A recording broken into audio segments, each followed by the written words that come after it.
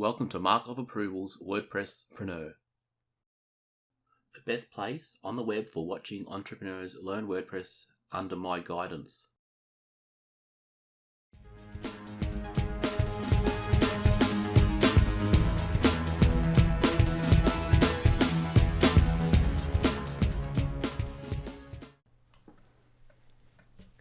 Hello everybody, this is Mark Hunter from Mark of Approval Web and Marketing. Today I am joined by my friend Earl, who is a virtual assistant from the Philippines. Would you like to say hello, Earl? Hi everyone, I'm Earl from Philippines. How are you? That's great. So what we're going to do today is, this is a bit of a training for everybody watching and also a bit of a help out for Earl in that it'll give him some tips to fine tune the site that he's working on. So what we're going to do is we're going to look at how to set up a WordPress site for this episode the proper way and some pitfalls that you might potentially fall into. Now Earl has a client, one of his clients, and this client has given us permission kindly to use his site as a basis for this recording. So we're going to get into this with some screenshots. I'm not going to show the actual site itself for security reasons, but we'll just show some screenshots and we'll talk about how it's set up. So Earl, what I want you to do, because we're not seeing your screen, I actually want you to actually go to the site so you can get on the same page as me. And then, by the same page, I actually mean the same wavelength, you know what I mean? Okay. Yep, so you know what we're doing. Okay. I'm going to go to my website, to my client given to me. Yep, and log in. Okay. Okay, great. So what we're going to do now is look out what happens when you first install a WordPress site. I'm actually using, just as a side note, no, I'm not using PowerPoint, I'm using Google presentation docs because I can actually share this with people. But that's just a side note there. So that's why you're seeing this little box appearing whenever I hover. Okay, so Earl, when you first set up your site, let me just hide the answers from you. What are the first thing you do when you set up a WordPress site? Where's the first place you go? Go to YP admin. No, go to cPanel. Yeah, no. What I'm saying is, just say you've got a WordPress site fully installed, freshly installed. What are the first steps that you like to take in order? Log in your details. Yeah, once you've logged in, where do you go? Do you go to settings? Yeah. Just say it's fresh. It's a fresh site, so we're going to set it up. Okay, so I'm going to bring up this area here. Now, these are the things I want you to do when you actually set up a WordPress site. Okay. You must ensure the time zone is set to your client's time zone. Yeah, permalinks configured. Yeah, acknowledge whether your blogs or a standard website. Make sure the Sky Research Engine it's not to tick. Okay, let me explain these in full. When we go to the time zone, the reason why this is important is because when we schedule posts, what's happening is we're actually scheduling the post in the time zone that you set it in. So for example, I'm in Australia, my time zone is +10 of Brisbane. If I was to schedule a post for 2 o'clock in the afternoon and my time zone wasn't set, then WordPress wouldn't actually know which time zone to use when scheduling that post. Oh, okay. Okay, yep. Okay. Now the permalinks, we'll look at that individually, but you understand what permalinks are because you've been working with them for a while. That's the URL. Yes. Just so everybody doesn't know that, and we're going to have a look in detail soon. Now, number 3, acknowledge whether you're a blog or standard website. The reason I'm saying this is because sometimes when you're a blog, you can actually get away with leaving the front page as the blog. Do you know what I'm saying, Earl? Yeah. Yep. So the difference between standard and blogs, blog is only one, right? It's only one page with all the article content there. That's correct. The home page, you're correct. The home page is actually the blog. It's called the archive page, and it'll show you. In fact, I'm going to pause this quickly, and I'm going to show you my own site, so we can actually see some things in real time. Okay, you can include it also. All right, I will. Okay. Yeah. All right. So continuing on, here's my site. This site's set up on my own computer. It's not on the internet, but we are going to go to settings and go to general. Okay. The first thing we want to do is ensure that the time zone is set either to the country or city of the country you're in. Okay. Or if you don't know that, for example, you're on the Philippines, I don't know if they've got their country written there, but do you know what your time zone is in UTC? No, plus GMT, plus 8 GMT. Is it +8? Okay, I think it's UTC, isn't it? Yeah, I guess. I'm I don't pretty sure. I know. think it might be universal time code or time. I'm not sure, but I think yeah, it's +8. You're right, it's +8, and I'm +10. So you can click on the plus if you don't have the city in Okay, here. okay. But for your client who's in the United States, we can say that his time zone is Eastern Standard Time Zone, Yes, EST. EST. So we have to find a country that's got the same EST code or put in the UTC of the Eastern Standard. Okay. So that's the first thing we do when we set up a WordPress site. That is a very important thing, right? Very important, because then you can't, if you don't have that set up, you can't schedule posts. Now, one thing I noticed is this can happen as a oversight when people are setting up sites, but some people tick this. Okay? Okay. This is dangerous to tick, and I'll tell you the reason why. Now, because that allows people to actually sign up on your website. Now, your website is not a membership site, the one you're working with. And if you allow people to sign up, then they become subscribers, and that puts them one step closer to potentially exploiting a weak plugin that doesn't have its capabilities and permissions set up to block people. Okay. So we don't want this ticked. In fact, I think on one of the sites I've looked at in the past, this was ticked, and there was about over 3,000 members registered who were nothing to do with the client. Okay. But I'll tell you what's even worse. If you have this ticked, and you have this as administrator, why do you think that is? Why is this bad? Why? Why do you think? Because they're going to hack it. Yes, and how are they going to hack it? They're going to go to your site. Because you're giving them permissions to have the same permissions as you have.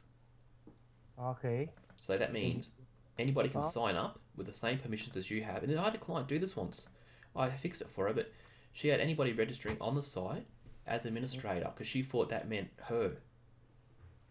Oh, okay. So just make sure there's always left by default off and a subscriber. Oh, okay, okay. So that would be a very difficult thing. It's not difficult, it's default, but some people actually get confused when they first start up with their websites thinking it's supposed to be ticked. I remember that one. When I'm making that site the last time, I'm making my previous client, my client right now, I mistakenly click it. And that's why he told me, what did I do? I don't remember something. Now I know now I know my mistake. So my client told me not to click that one. So now I remember. Yep, that's awesome.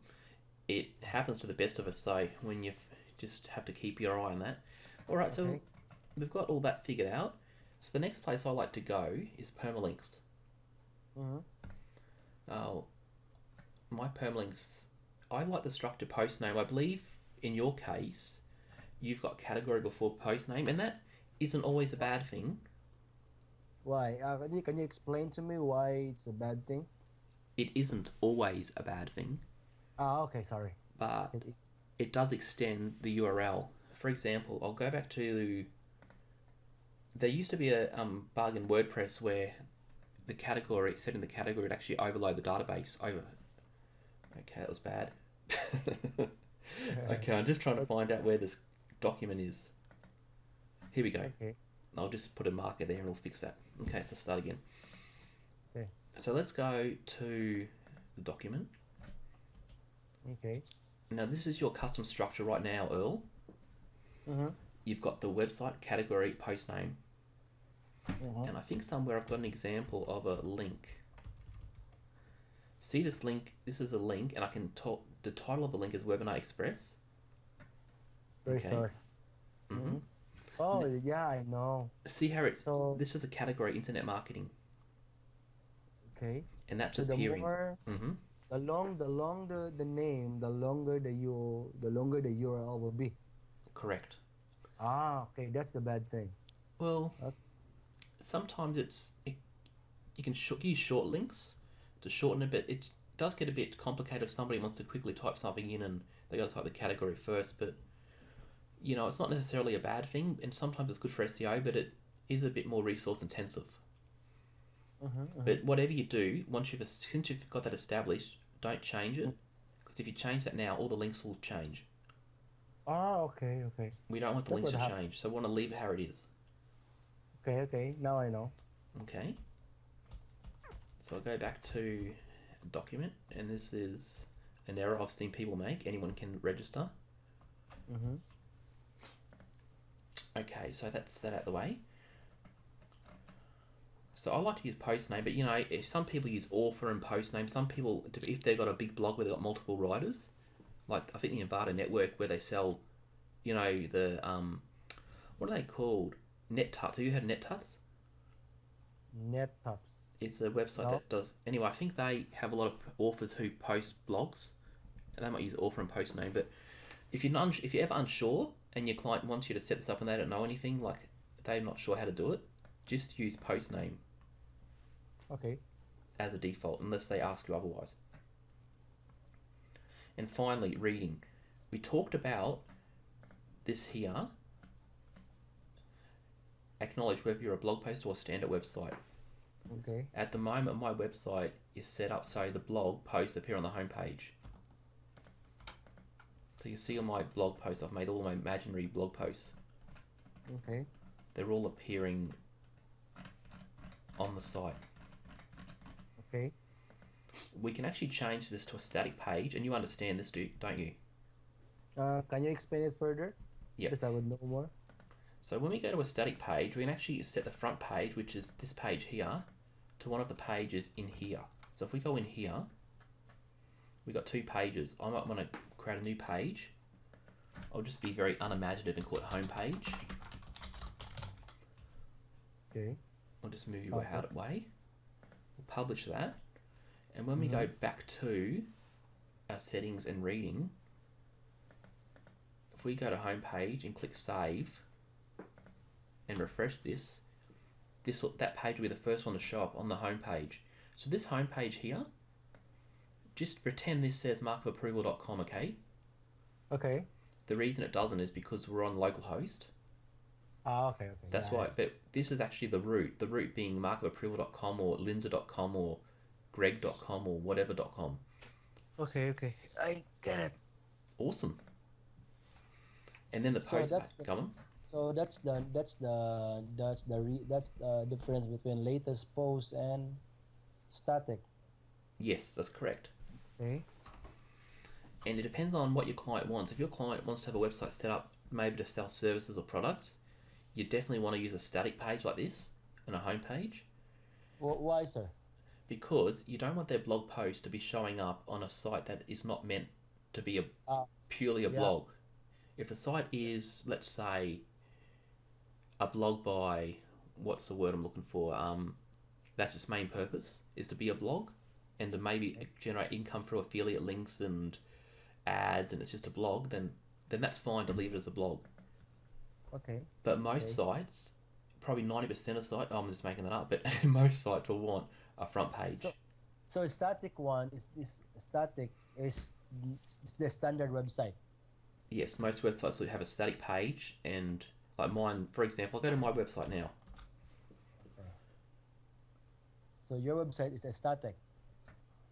It doesn't, well, what it means is the page, this is not a blog page, right? This is actually a page. Okay. See, markofapproval.com is actually a page. Oh yeah. But if I was to say it was my latest post, then this is what it would look like. It would look like a blog post or blogs, articles on my homepage. Okay? Oh, okay. If it's static. All right. No, yeah, so articles will appear on your homepage if you use latest posts. Oh, okay, okay. Yep. But if we want to make this page appear, which I've made it appear on the blog, then we need to set blog post to a blog page, like any page we want, preferably one that makes sense. Okay. So I'm going to create a new page again, and I'm going to call it blog.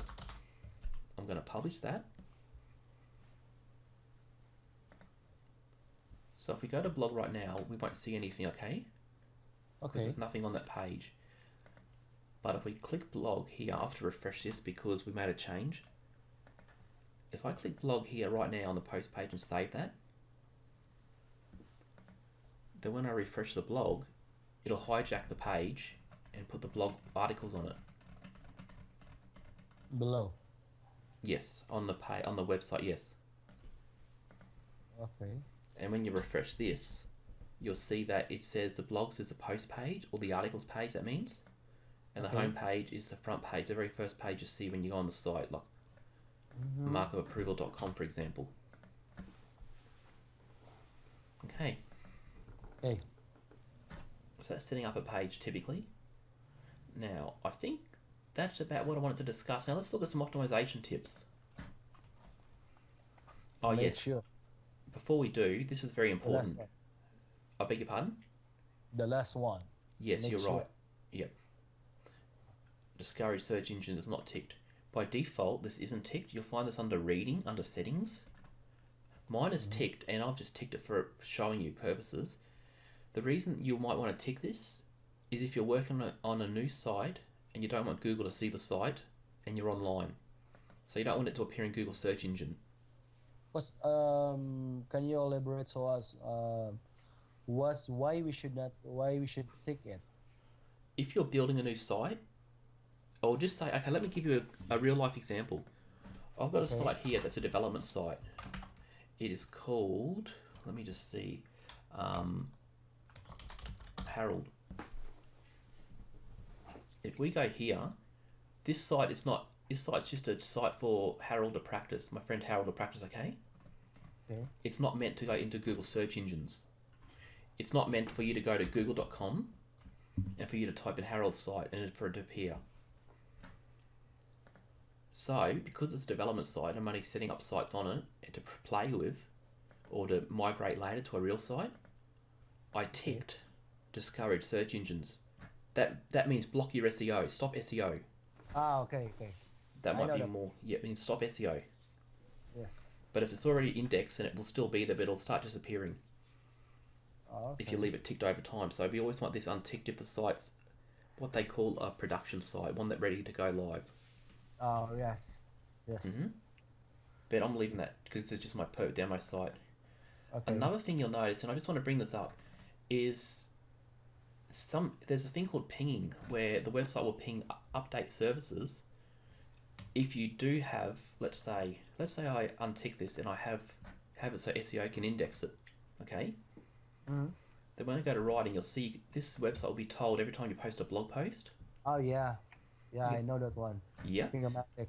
You're always pinging your site. Exactly. And you can actually go into WordPress.org and get a list of these and put them in there. So it's not just ping and ping-o-matic, it's also telling other sites. Yes. Yes, Yeah. you know that. That's great. Yes. Okay, so now we'll cover that last point.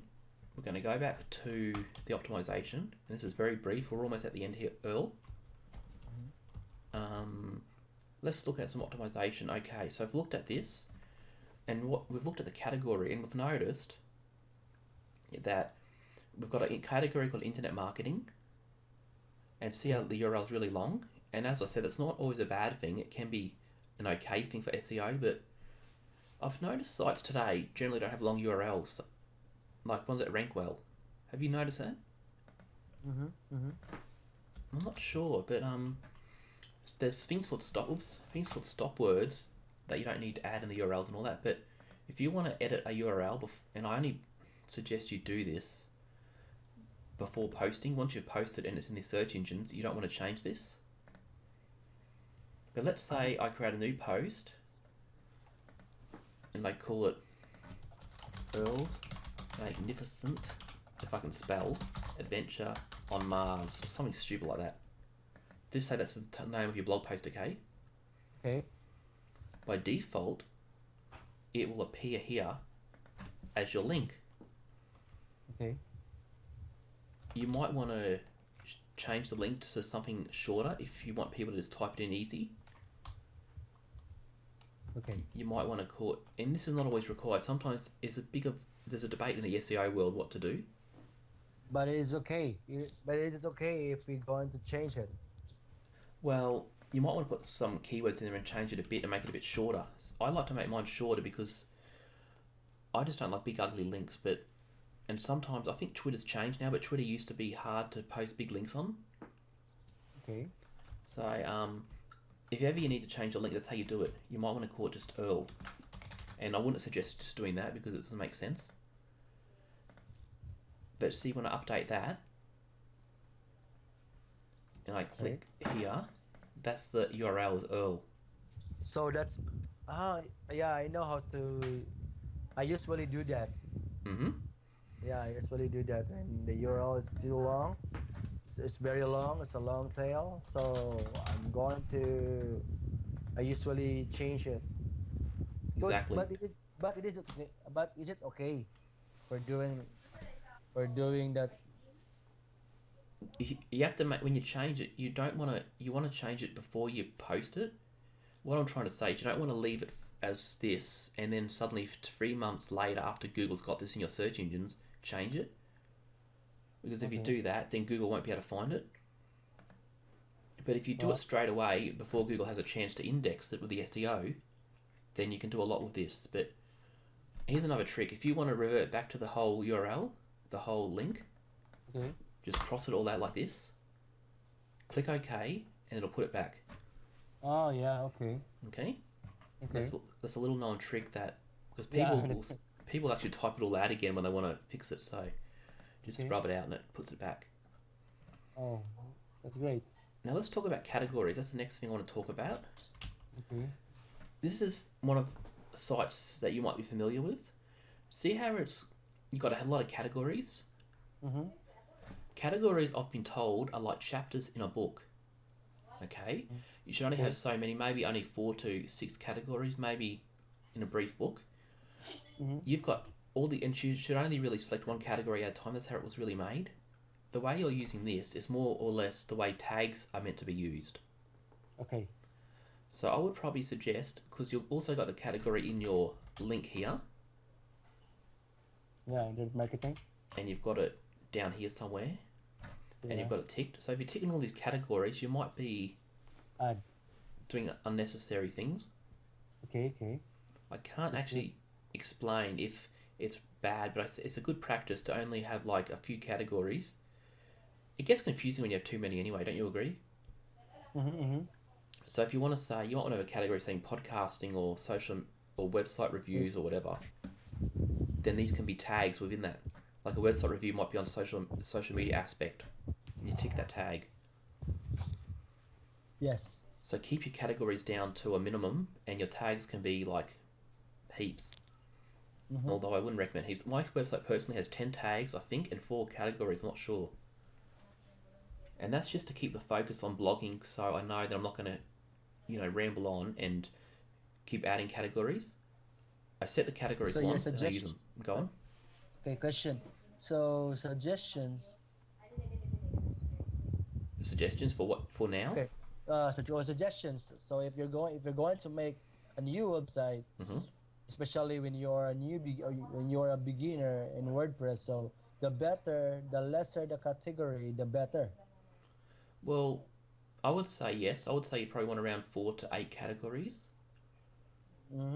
It depends on the topics you're handling. So, why is it the better to have a lesser category compared to? Yeah, good question. It's typically a standard that WordPress has used. It's one that I don't really have an answer for, to be honest, but it's because categories are meant to actually highlight one thing, whereas tags are meant to highlight a multitude of things. It's sort of the way WordPress originally worked, and I guess there's nothing wrong with having lots of categories, but here's one of the problems. If you're writing a blog post and you're adding categories all the time, you're getting off message, because if you have 4 categories set or 6 categories set, then that website is about 6 things, okay? 6 subcategories around the main topic. Yeah. Now, this is almost like an affiliate site. Yeah, that's the appearance it gives me, because you've got all these different categories, and therefore you're going to be rambling about, I shouldn't say rambling, but it's not going to be focused or directed, because when you type a blog post, you're probably going to find a bit of trouble there in that you're just going to think, what should I write about today? Whereas if you got these 4 categories, you know it's a podcast you're doing. Yeah, yeah. You know what I mean? Yes. So it's focus as well, but you use tags to highlight. Tags. So tag. You know what tags are, don't you? Yes, yes. We won't cover that. I think we've covered enough for today, but let me just check. Yeah, that's all. That's it for today. So Earl, I want to thank you for coming on the show. Now, before we leave, do you have any questions or any final comments? None so far, but I have learned a lot from this WordPressPreneur. It's really great. It's my very first time to know that mistakes that clicking that registrations allow or that mistake of administration. It's a great idea that's given to me that it would not be necessary to click, especially when your site's not on you're not on to go about as a SEO. It's really amazing. Well, One thing that I've learned one thing that I've learned is one thing that I've learned from this one is it's maybe the basic is the real deal, because you don't know how to become an expert, you don't know how to basic. Exactly. So I've learned a lot, Mr. Mark. So thank you so much. I'm so Welcome. excited for the episode 2. You mentioned to me that there will be another lecture, so I'm going to setting my build up, excited and doing a lot of great. I'm memorizing that one. So thank you so much. So I'm going to excited for the next episode. I'm going to take this. By the way, one question. Yes. So if we're going to set another sign up, so that will be if I'm going to take this copy. So there will be a registration, right? No. By default, I always recommend you if you're doing a regular website or just if it. Okay, here's a rule of thumb: if you don't understand what something does, don't tick it. Okay. Okay. Okay. But So always leave the registration. Like for example, people spammers will just register. They will find your site and they will register for the sake of spamming you. And it doesn't always achieve anything. But here's the problem: even if your site's safe and they register, if you back up your site in the future, then your database is probably going to be so much bigger because you might have like millions of junk email addresses on there. yeah. So the question is, this will be only applicable if your site is a member site, for a member site. Traditionally, I would say that might have been the case when WordPress first started out, but now the membership plugins themselves often have their own way of registering. Oh yeah. You have a So, plugin. yeah, so things are so Yeah. more advanced these days. So, yeah. Okay. Now, Earl, well, before we Yes. finish up, do you want to let the audience know where they or anybody who is interested know how they can get in contact with you? Do you have a Twitter handle or some way that people might want to contact you if they want you to do some work for them? Yeah, you can contact me at my email, neblerceo@gmail.com, or you can call me at Skype of Nebler. My Skype name is Nebler, or just call me Earl, as you can see in Skype. So that's how you can call me. That's how you can connect with me. Awesome, great. Okay, Earl, I'll put that below the notes for the show. Thank you very much again, and we'll close it up there. Thanks Okay, everybody for thank tuning you. in. Okay, bye. Bye bye. Thank you so much.